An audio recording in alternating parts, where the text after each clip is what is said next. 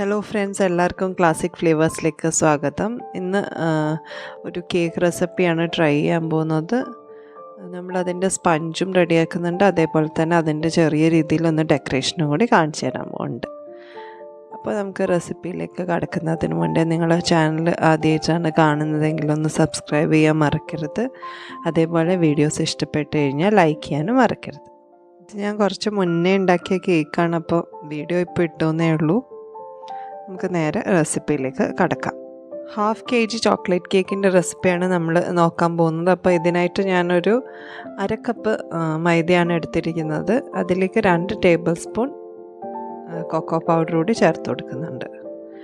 ഇതിലേക്ക് 1/2 teaspoon baking powder, 1 pinch ഉപ്പ് കൂടി ഇട്ട് കൊടുക്കുന്നുണ്ട്. നന്നായിട്ടൊന്ന് മിക്സ് ചെയ്തിട്ട് നമുക്ക് മാറ്റി വെക്കാം. ഇനി ഞാൻ 1/4 കപ്പ് നല്ല ചൂടുവെള്ളത്തിൽ 1/2 table spoon instant coffee powder ഇട്ടിട്ട് ഒന്ന് മിക്സ് ചെയ്ത് മാറ്റി വെക്കുന്നുണ്ട്. ഇനി 2 മുട്ടയാണ് നമ്മളിവിടെ എടുത്തിരിക്കുന്നത്. റൂം ടെമ്പറേച്ചറിലുള്ള മുട്ട നന്നായിട്ട് തന്നെ ഒന്ന് പതിപ്പിച്ചെടുക്കണം. കുറച്ച് നേരം സമയമെടുത്ത് അടിച്ചിട്ട് അതിലേക്ക് ഞാൻ 1/2 ടീസ്പൂൺ വാനില എസൻസ് കൂടി ഒഴിക്കുന്നുണ്ട്. ആ വീഡിയോ മിസ്സായി പോയതാണ്. അപ്പം 1/2 ടീസ്പൂൺ വാനില എസൻസ് കൂടി ഒഴിച്ചിട്ട് വേണം നമ്മളിതൊന്ന് അടിച്ചെടുക്കാൻ. അതിലേക്ക് ഞാൻ 1/2 കപ്പ് പൊടിച്ച പഞ്ചസാര ചേർത്ത് കൊടുക്കുന്നുണ്ട്. ഇനി നന്നായിട്ട് ഇതിൻ്റെ ഒരു കളർ ചേഞ്ച് ആവുന്ന വരെ നമുക്കൊന്ന് നല്ല ഫ്ലഫി ആവുന്നത് വരെ ഒന്ന് അടിച്ചെടുത്തിട്ട് ബാക്കിയുള്ള ഇൻഗ്രീഡിയൻസൊക്കെ നമുക്ക് ചേർത്ത് കൊടുക്കാം. അപ്പോൾ കുറച്ച് സമയം എടുത്തിട്ട് തന്നെ ഒന്ന് അടിച്ചെടുക്കാൻ വേണ്ടി ശ്രമിക്കുക. എന്നാൽ മാത്രമേ ആ ഒരു കേക്കിൻ്റെ ടെക്സ്ചറൊക്കെ കറക്റ്റായിട്ട് കിട്ടുള്ളൂ. 1 ടേബിൾ സ്പൂൺ ഓയിലാണ് ഒഴിച്ചു കൊടുക്കുന്നത്. അത് ജസ്റ്റ് ഒന്ന് ബീറ്റ് ചെയ്താൽ മതി. ഇനി നമുക്ക് നമ്മൾ നേരത്തെ അടിച്ചു വെച്ചിരിക്കുന്ന ഫ്ലോർ മിക്സ് ഇതിലേക്ക് കുറേശ്ശെയായിട്ട് ഇട്ടിട്ട് ഒരു ബലൂൺ വിസ്ക് വെച്ചിട്ടോ അല്ലെങ്കിൽ ഒരു സ്പാച്ചുല വെച്ചിട്ടൊക്കെ നമുക്ക് മിക്സ് ചെയ്ത് കൊടുക്കാം. ഇങ്ങനെ മിക്സ് ചെയ്യുമ്പോൾ നമുക്ക് ആ ഒരു മുട്ട പതഞ്ഞതിൻ്റെ ആ ഇതൊന്നും പോവാതെ നല്ല രീതിയിൽ തന്നെ നമുക്കൊന്ന് മിക്സായി കിട്ടും. ഇട്ട് കൊടുക്കുമ്പോൾ കുറച്ച് ദൂരെയായിട്ട് അവിടെ ഇവിടെയൊക്കെ ആയിട്ട് ഇട്ട് കൊടുക്കുക, അല്ലാതെ ഒരേ സ്ഥലത്ത് തന്നെ പൊടി ഇട്ട് കൊടുക്കാതിരിക്കുക. എന്നാൽ മാത്രമേ അത് മിക്സ് ചെയ്യാനും നമുക്ക് എളുപ്പമാവുള്ളൂ. ഫൈനലി എല്ലാം കൂടി ഒന്ന് ഇട്ട് കൊടുത്തിട്ട് നമുക്ക് മിക്സ് ചെയ്ത് കൊടുക്കാം. നമ്മൾ നേരത്തെ എടുത്തു വെച്ചിരിക്കുന്ന നമ്മുടെ കോഫി മിക്സ് ഉണ്ടല്ലോ, അതുകൂടി നമുക്കിതിലേക്ക് മുഴുവനായിട്ട് ഒഴിച്ചു കൊടുക്കണം. നല്ല ചൂടിൽ തന്നെയാണ് നമ്മൾ ഒഴിച്ചു കൊടുക്കുന്നത്, അല്ലാതെ തണുത്തിട്ടൊന്നുമല്ല. നല്ല ചൂടോടെ തന്നെ നമുക്കിതിലേക്ക് ഒഴിച്ചിട്ട് മിക്സ് ചെയ്ത് കൊടുക്കാം. വേണമെങ്കിൽ നിങ്ങൾക്ക് സ്പാച്ചുല വെച്ചിട്ട് ആ സൈഡിലുള്ളതൊക്കെ ഒന്ന് ഇതിലേക്ക് ആക്കിയിട്ട് മിക്സ് ചെയ്ത് കൊടുക്കുന്നത് നല്ലതായിരിക്കും. കൂടുതൽ മിക്സായി പോയത് മിക്സ് ചെയ്യുമ്പോൾ വളരെ സോഫ്റ്റായിട്ട് വേണം മിക്സ് ചെയ്ത് എടുക്കാൻ. ഇനി ഫൈനലി നമ്മളൊരു ബേക്കിംഗ് ട്രേയിലേക്ക് ഒഴിച്ചു കൊടുക്കാം. ഇതെനിക്കൊരു ഓർഡർ കേക്കായിരുന്നു, അപ്പോൾ അതുകൊണ്ട് തന്നെ ഞാനിത് ഒരു റൗണ്ട് ബേക്കിംഗ് ട്രേയിലേക്കാണ് ഒഴിച്ചു കൊടുക്കുന്നത്. ഇനി 170 ഡിഗ്രി സെൽഷ്യസ് പ്രീ ഹീറ്റ് ചെയ്ത് അവനിലേക്കാണ് വെച്ച് കൊടുത്തത്. അപ്പോൾ നമ്മുടെ കേക്ക് ഇവിടെ നല്ല ഹൈറ്റൊക്കെ ആയിട്ട് നല്ല സോഫ്റ്റുമാണ്, അങ്ങനെ റെഡിയായി കിട്ടിയിട്ടുണ്ട്. അപ്പോൾ ഇത്രയേ ഉള്ളൂ, നമ്മുടെ ചോക്ലേറ്റ് കേക്ക് സ്പഞ്ച് ഇവിടെ റെഡിയാണ്.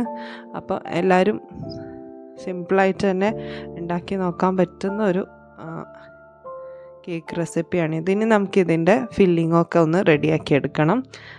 അപ്പോൾ ഞാനിവിടെ 150 ഗ്രാം ഡാർക്ക് ചോക്ലേറ്റാണ് എടുത്തിരിക്കുന്നത്. നിങ്ങൾക്ക് മിൽക്ക് ചോക്ലേറ്റും എടുക്കാം. 100 ഗ്രാം വിപ്പിംഗ് ക്രീം കൂടി എടുത്തിട്ടുണ്ട്. അതൊന്ന് ചൂടാക്കിയിട്ട് നമ്മൾ ഈ കട്ട് ചെയ്ത് വെച്ചിരിക്കുന്ന ചോക്ലേറ്റിലേക്ക് ഒഴിച്ചു കൊടുക്കാം. നന്നായിട്ടൊന്ന് അലിച്ചെടുത്തിട്ട് നമുക്ക് മാറ്റി വെക്കാം. ഇതാണ് നമ്മുടെ ഫില്ലിങ്ങിനായിട്ടുള്ള ഗണാഷ്. കുറച്ച് കട്ടിയിൽ തന്നെയായിരിക്കും ഉണ്ടാവുക.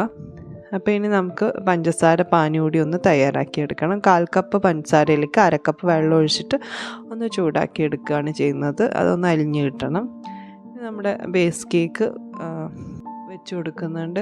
കേക്ക് കട്ട് ചെയ്ത് 3 ലെയറായിട്ടാണ് ഞാൻ കട്ട് ചെയ്തിരിക്കുന്നത്. എന്നിട്ട് അതൊന്ന് നനച്ച് കൊടുത്തതിന് ശേഷം നമ്മുടെ വിപ്പിംഗ് ക്രീം, 1 കപ്പ് വിപ്പിംഗ് ക്രീമാണ് ഞാൻ എടുത്തിരിക്കുന്നത്. അതിലേക്ക് 2 ടേബിൾ സ്പൂൺ നേരത്തെ നമ്മൾ തയ്യാറാക്കി വെച്ചിരിക്കുന്ന ഗണാഷ് കൂടി മിക്സ് ചെയ്തിട്ടാണ് വിപ്പിംഗ് ക്രീം റെഡിയാക്കിയിരിക്കുന്നത്. അതേപോലെ തന്നെ നമ്മൾ വിപ്പിംഗ് ക്രീം ഒന്ന് ലെവൽ ചെയ്തതിന് ശേഷം അതിൻ്റെ മുകളിലേക്ക് നമ്മളെ ഗണാഷ് കൂടി ഇട്ടിട്ട് നന്നായിട്ടൊന്ന് ആ ലെയറൊന്ന് പരത്തി കൊടുക്കുന്നുണ്ട്. അതിലേക്ക് നെക്സ്റ്റ് ലെയർ കൂടി വെച്ച് കൊടുക്കുന്നുണ്ട്. ടോപ്പ് മോസ്റ്റ് ലെയർ നമ്മളെപ്പോഴും ഏറ്റവും അടിയത്തെ ലെയർ വെച്ച് കൊടുക്കുന്നതായിരിക്കും നല്ലത്. എന്നാൽ മാത്രമേ ആ ഒരു ഫൈനൽ ഫിനിഷിങ് നന്നായിട്ട് വരുള്ളൂ. അപ്പോൾ അത്യാവശ്യം നല്ല രീതിയിൽ തന്നെ ഞാൻ ആ ചോക്ലേറ്റ് ഫില്ല് ചെയ്ത് കൊടുക്കുന്നുണ്ട്. ഓൾറെഡി ക്രീമിലും കുറച്ച് ചോക്ലേറ്റ് ഇട്ട് കൊടുത്തിട്ടുണ്ടായിരുന്നു. അതേപോലെ തന്നെ നമ്മൾ ഫില്ലിങ്ങും ചോക്ലേറ്റ് വെച്ചിട്ട് ചെയ്യുന്നുണ്ട്. കുറച്ച് റിച്ച് ആയ ഒരു ചോക്ലേറ്റ് കേക്കാണിത്. അപ്പോൾ ഇനി നമുക്കിതൊന്ന് നന്നായിട്ട് തന്നെ ഒന്ന് കവർ ചെയ്ത് കൊടുത്തിട്ട് നെക്സ്റ്റ് ലെയർ, ഫൈനൽ ലെയർ കൂടി ഏറ്റവും അടിയത്തെ ലെയറാണ് ഞാൻ ഏറ്റവും മുകളിൽ വെച്ച് കൊടുത്തിരിക്കുന്നത്. ഞാൻ ഫൈനൽ ലെയറും കൂടി വെച്ചതിന് ശേഷം ഒന്ന് വെറ്റ് ചെയ്ത് കൊടുത്തിട്ട് നമുക്ക് ക്രീം ഒന്ന് അപ്ലൈ ചെയ്ത് കൊടുക്കാം. ഈ സമയത്ത് ഞാൻ ഫില്ലിംഗ് ഒന്നും അപ്ലൈ ചെയ്യുന്നില്ല.